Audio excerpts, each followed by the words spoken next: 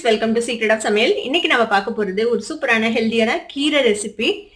இது வந்துட்டு தில் லீவ்ஸ் அப்படின்னு சொல்லுவாங்க. தமிழ் இதோட பேர் என்ன அப்படின்னு எனக்கு தெரியல. யாருக்காவது தெரிஞ்சா கண்டிப்பா எனக்கு கமெண்ட்ல சொல்லுங்க. இன்னைக்கு இதை வச்சுதான் நம்ம வந்துட்டு ஒரு சப்ஜி மாதிரி ஒன்று செய்ய போறோம். இதை நீங்க சப்ஜியா யூஸ் பண்ணலாம், இல்ல பொரியலா கூட நீங்க வச்சு சாப்பிடலாம். இப்போ இந்த கீரையை நம்ம ஃபர்ஸ்ட் கிளீன் பண்ணி போறோம். இப்போ இந்த பெரிய பெரிய தண்டெல்லாம் நமக்கு தேவையில்லை. இந்த லீவ்ஸ் இருக்குல்ல, இந்த சன்னமா இருக்கிற இந்த லீவ்ஸ் பார்ட் மட்டும் நம்ம இப்படி கிளி எடுத்துக்கலாம். இது ஃபர்ஸ்ட் இந்த மாதிரி எல்லா கீரையும் நம்ம வந்துட்டு கிளீன் பண்ணி எடுத்துக்க போறோம். பாருங்க, இந்த அளவுக்கு இருக்கிறத நம்ம அப்படியே யூஸ் பண்ணலாம். இந்த பெரிய தண்டை மட்டும் விட்டுருங்க. இப்போ நான் இந்த எல்லா கீரையும் கிளீன் பண்ணிட்டு அதுக்கப்புறம் நல்லா வாஷ் பண்ணி எடுத்துட்டு வந்துட போறேன். இப்போ இது மாதிரி நல்லா கிளீன் பண்ணி எடுத்து வச்சாச்சு. இந்த மாதிரி மொத்தமான தண்டுகளை மட்டும் ரிமூவ் பண்ணிடுங்க. மற்றபடி இந்த சின்ன சின்ன தண்டெல்லாம் நம்ம யூஸ் பண்ணிக்கலாம். இப்போ இதை நல்லா தண்ணியில அலசி எடுத்துட்டு வந்துட்டேன். நான் இது நல்லா தண்ணியில வாஷ் பண்ணி எடுத்தாச்சு. இப்போ இதை வந்துட்டு நம்ம பொடி பொடியா நறுக்கி வச்சுக்கலாம். இப்போ இதை இந்த மாதிரி பொடி பொடியா நம்ம நறுக்கிக்கலாம். இது வந்துட்டு செம்ம ஃபிளேவர்ஃபுல்லா இருக்கும். இந்த கீரை வந்துட்டு கான்டினென்டல் கியூசின்ல இதை வந்துட்டு நிறைய யூஸ் பண்றாங்க. எப்படி நம்ம வந்துட்டு கொத்தமல்லி தலையை நம்ம கடைசியா போடுறோமோ அந்த மாதிரி இதை ஃபிளேவரிங்க்கு இந்த ஆரிகனோ, தைம், ரோஸ்மெரி அதெல்லாம் இருக்குல்ல, அந்த மாதிரி இந்த கீரையும் அவங்க வந்துட்டு ஃபைனலா கார்னிஷ் பண்றதுக்கு அந்த மாதிரி இதுக்கெல்லாம் யூஸ் பண்ணுவாங்க, ஃபிளேவர் பண்றதுக்கு. இப்போ இந்த மாதிரி நறுக்கிக்கோங்க. கொஞ்சம் சின்ன சின்ன பொடி பொடி துண்டுகளா இந்த மாதிரி நறுக்கிக்கலாம். இந்த கீரையை இதே மாதிரி எல்லாத்தையும் நறுக்கி வச்சுக்கலாம். இந்த ரெசிபிக்கு என்னென்ன வேணும் அப்படின்னு நம்ம ஃபர்ஸ்ட் பார்த்துடலாம். வந்து ஒரு கத்த அளவுக்கு இந்த தில் லீவ்ஸை வந்துட்டு நல்லா வாஷ் பண்ணிட்டு கட் பண்ணி வச்சிருக்கேன். இது ஒரு 1/4 கப் அளவுக்கு வறுத்த நிலக்கடலை இது எடுத்து வச்சிருக்கோம். இதை வந்துட்டு நம்ம கோர்ஸா பவுடர் பண்ணிக்க போறோம். பூண்டு வந்துட்டு கொஞ்சம் நிறைய, நான் ஒரு 2 கட்டு அளவுக்கு பூண்டு இந்த மாதிரி ஃபைனா சாப் பண்ணி வச்சிருக்கேன். ஒரு 4 பச்சை மிளகாவை இந்த மாதிரி அதுவும் ஃபைனா சாப் பண்ணி வச்சிருக்கேன். காரத்துக்கு வந்து நம்ம பச்சை மிளகாய் மட்டும்தான் யூஸ் பண்ண போறோம்.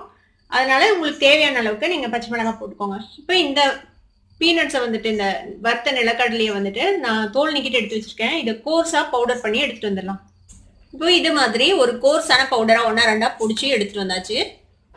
ஒரு பேன் அடுப்புல வச்சிருக்கேன். இதுல வந்துட்டு ஒரு டேபிள் ஸ்பூன் அளவுக்கு எண்ணெய் விட்டுருக்கேன். இதுல வந்துட்டு எண்ணெய் காஞ்சதுக்கு அப்புறம் நம்ம வந்துட்டு இந்த பூண்டையும் பச்சை மிளகாவையும் சேர்த்துக்க போறோம்.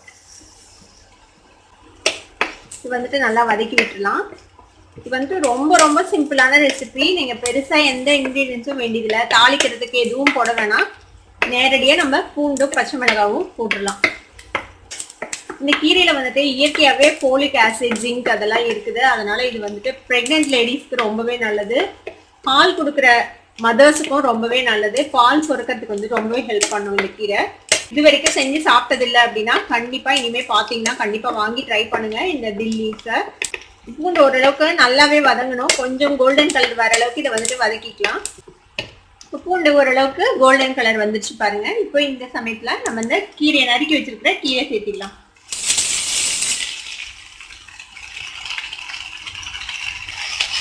இந்த கீரையும் இதோட சேர்த்து வதக்கி விடுங்க. இந்த கீரைக்கு வேகத்துக்கு தண்ணி எல்லாம் நம்ம விட தேவையில்லை. ஏன்னா இந்த பார்த்தீங்கன்னா தெரியும், அந்த லீவ்ஸ் வந்து குட்டி குட்டியாக தானே இருக்கு, சீக்கிரமே வெந்துடும். லேசாக வதங்கட்டும். வதங்கின அப்புறம் நம்ம உப்பு சேர்த்திக்கலாம். கீரை ஓரளவுக்கு வதங்கி சுண்டிச்சு பாருங்க. இப்போ இந்த ஸ்டேஜில் நம்ம தேவையான அளவுக்கு உப்பு சேர்த்திக்கலாம். ஒரு 2-3 நிமிஷம் வதங்கிருக்கு. இங்க பாருங்க, அந்த தண்ணி எல்லாமும் சுண்டிடுச்சு. இந்த கீரையில இருக்கக்கூடிய தண்ணி நம்ம பொடி பண்ணி வச்சிருக்கோம்ல கோர்ஸா, இந்த வேர்க்கடலை, அதை வந்துட்டு சேர்த்திடலாம். இது இதோட சேர்த்து நல்லா மிக்ஸ் பண்ணி விட்டுருங்க.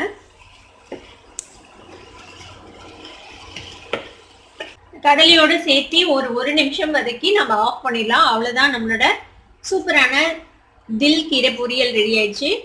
நம்ம அடுப்பு ஆஃப் பண்ணிடலாம். ரொம்பவே ஹெல்தியான தில் பொரியல் இப்போ ரெடி ஆயிடுச்சு. இந்த கீரை கிடைச்சா கண்டிப்பா ட்ரை பண்ணி பாருங்க. ட்ரை பண்ணி பார்த்துட்டு எப்படி இருந்தது அப்படின்னு எனக்கு கமெண்ட்ஸ்ல ஃபீட்பேக் கொடுங்க. இந்த வீடியோ உங்களுக்கு பிடிச்சிருந்ததுன்னா சப்ஸ்கிரைப் பண்ணுங்க, பக்கத்துல இருக்க பெல் ஐகானை கிளிக் பண்ணுங்க. அப்பதான் என்னோட நோட்டிபிகேஷன்ஸ் உடனே உங்களுக்கு வந்து சேரும். லைக் பண்ணுங்க, ஷேர் பண்ணுங்க. தேங்க்யூ ஃபார் வாட்சிங் this video viewers. Bye by.